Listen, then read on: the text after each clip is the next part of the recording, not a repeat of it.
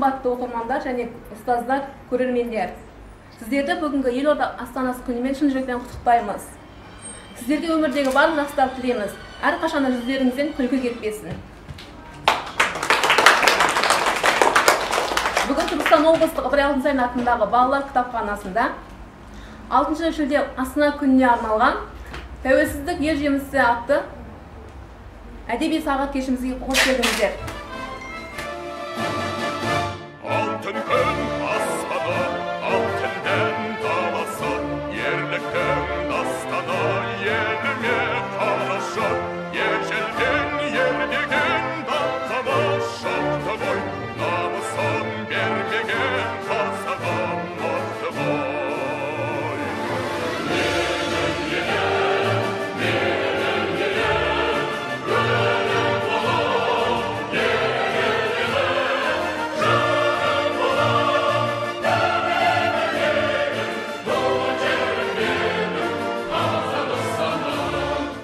Ендігі кезекте Астана әлем қалаға саяхат слайд-жауын ұсынамыз назарларыңызға. Құрылымдардан ең шыңында шишадан түзілген керемет үлкен шардан тұрады. Құрылым биіктігі 100 метр. Салмағы 1000 тоннадан жасады. Заманауи қаланың көркем бейнесін ашып отырған көрініс кешені 97 метрді құрайды. Ол елордасы Алматыда Астанаға көшкені 1997 жылы ауысқаны деген білдіреді. Хан шатыры. Хан шатыр елбасының идеясы бойынша ағылшын сәулетшісі Норман Фостер сызған жобасы. Кешеннің төбесінде үлкен антенна бар. Бұл антенна сәулеленің үкі тағатын жері эстетикалық жағынан сымбаттылық береді. Бұл 100 метрлік ғимараты, символ деген түрік фирмасы салған. Есілдің сол жағалауында еліміздің бас мешітінің алтынымен ақталған негіз күмбездің биіктігі 43 метр. Одан өзге 25 кіші күмбездері бар. Биіктігі 60 метрлік 4 мұнарасы бар. Имандылық үйінің сәулеті қызықтыра көз тартады. Мұнда бір мезгілде 10 000 адам намаз оқи алады. Қабатта ескі жаңа үйлесімділігі бойынша тұрған бірнеше зал бар. Мәселен 3000 теңге адам арналған конгресс залы бар. 268 орындық рәсімдеу залы, 220 орындық баспасөз орталығы бар. 268 адамға арналған сахна мен мейрамхана орналасқан. 23 наурыздағы Қазақстан Республика президентінің жарлығымен Астана қаласы Қазақстан Республикасы Астанасы Нұрсұлтан қаласы деп қайта аталды. Мен Әлкерім. Біз Шапағат балаларды дамыту орталығынан келдік. Және де осы жерде біз Қазақстан Республикасының бас қаласы Нұрсұлтан жайлы ән шумақтарын айтамыз. Ұлтымның бар аймағының жүрегі, тәуелсіздік байрағының тірегі. Абаттанып арта берсін әр таңын, елордада елдің осы тілегі. Сауда басқала, Сарыарқаның төрінде бой көтерген Астана. Үйлері бар, үйде көшесі бар, үйде жап-жарық болып тұрады күндізден түнде. Астана шапағаттың шуағындай, Астана махаббаттың тұрағындай, Астана періштелер мекенсің, Астана Қазақстан тұрмағындай.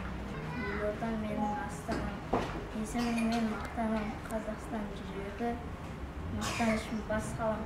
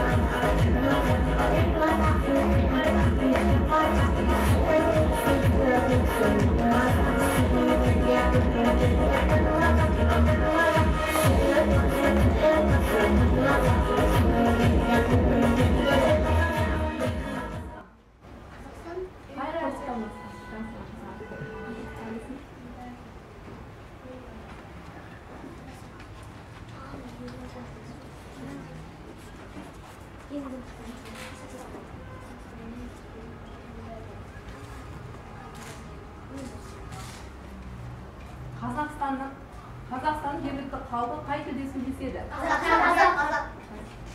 Айшаки.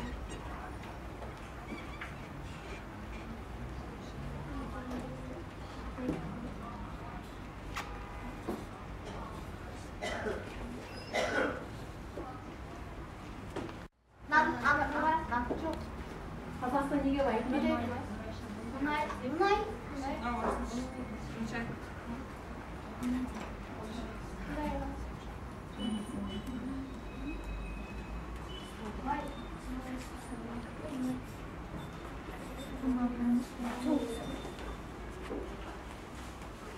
Давайте на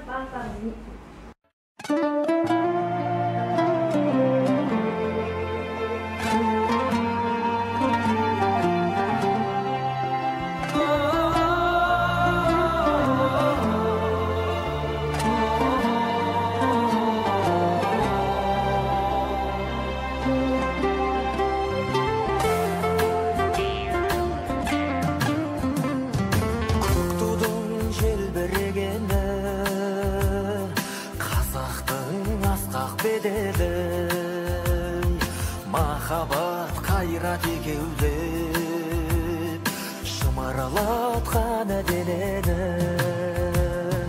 көк тудың желбірегені жаныма қуат береді танасқа түссе жан мен ту жан емес маған керегі көк тудың желбірегені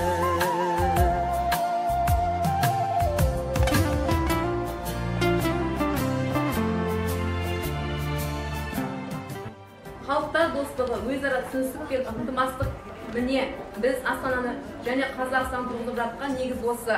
Қорғасын ой саналарды балқысын, қуатымен жүректе шарпысын, Евразияны бір тестеп білемен алып жатқан жер шарының жарсын.